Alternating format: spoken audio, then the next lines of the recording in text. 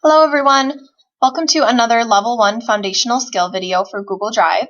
Today I'll be walking you through how to share files and folders with others, and also how to correctly set the viewing and editing privileges so you can decide who can see certain files, who can edit certain files, and what files you could just keep to yourself.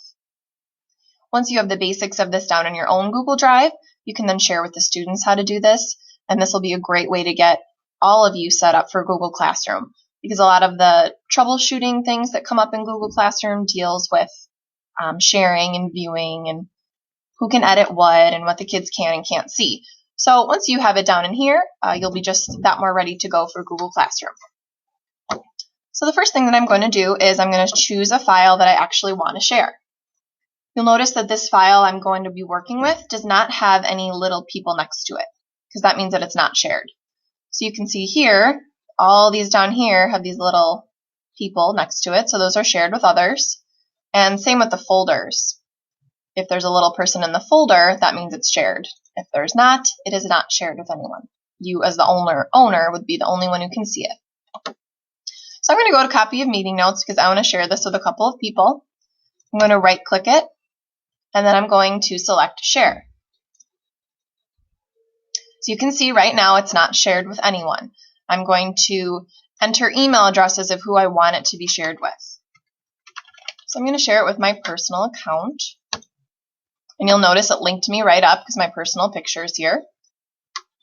Also going to share it with Christine, another person in the district, and her photo popped up as well. And this is another way to tell that if it's sharing correctly. Either someone's personal photo will pop up next to their name, or this little sharing person will pop up. A way you know that it is not working correctly, right now I'm just going to type in a random email, an email of someone that is not from our district, or this email doesn't even exist. And you'll notice instead of a shared person popping up, a little envelope popped up instead. So you'll know that most likely this is not going to be shared with this person. And that makes sense because this is an email address that I made up that is not a part of our district. So I'm just going to get rid of this random one. Now that I have who I want it to be shared with, I can decide if they can edit my document, if they can only comment on it, so they can't change anything in the actual document, but they could insert comments and give their thoughts. So maybe if you were grading a student's homework assignment on Google Drive, you didn't want to actually change what they had done, but you want to insert comments next to what you want changed. Or they can only view it.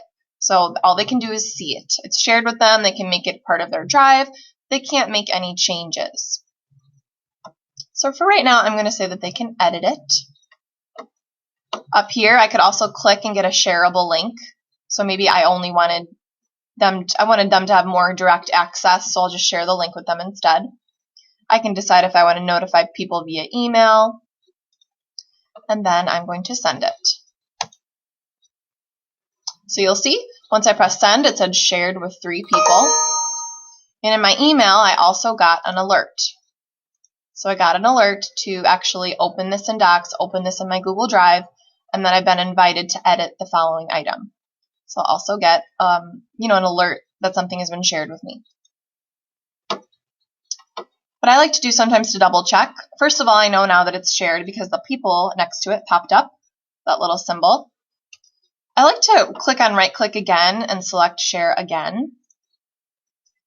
So now I can actually see who it's shared with. I could add more.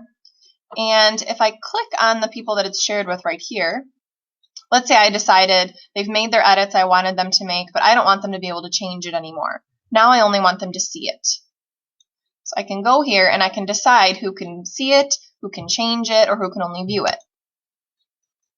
I can also change, if I want to give ownership to someone else, I could do that as well.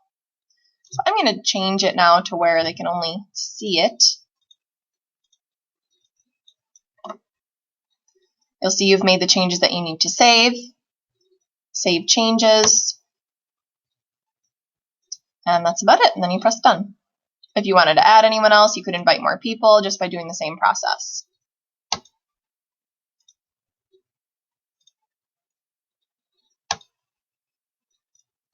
So there you go. That's how to share and change the privileges for one file and how to actually go ahead and double check on who it's shared with, how it's shared, who the owner is. Now let's say that I wanted to actually share an entire folder of files. So I'm going to add this one to my practice folder.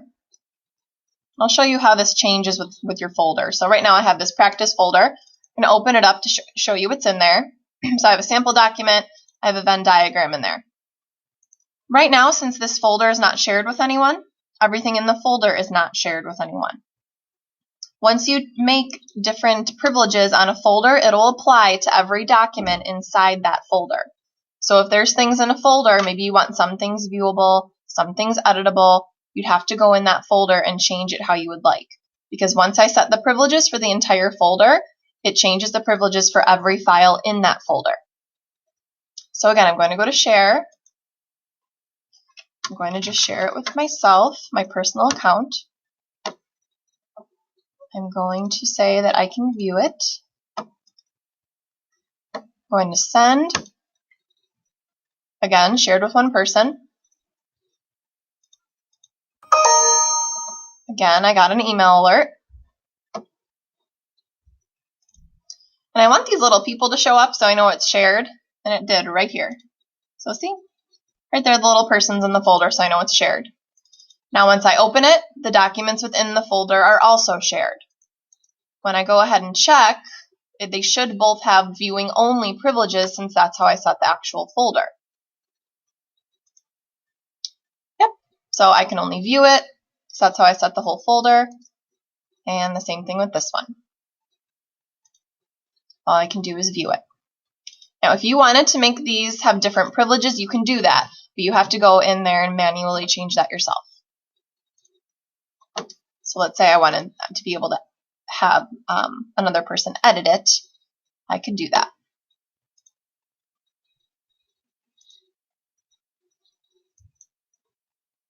And those are the basics of how to share.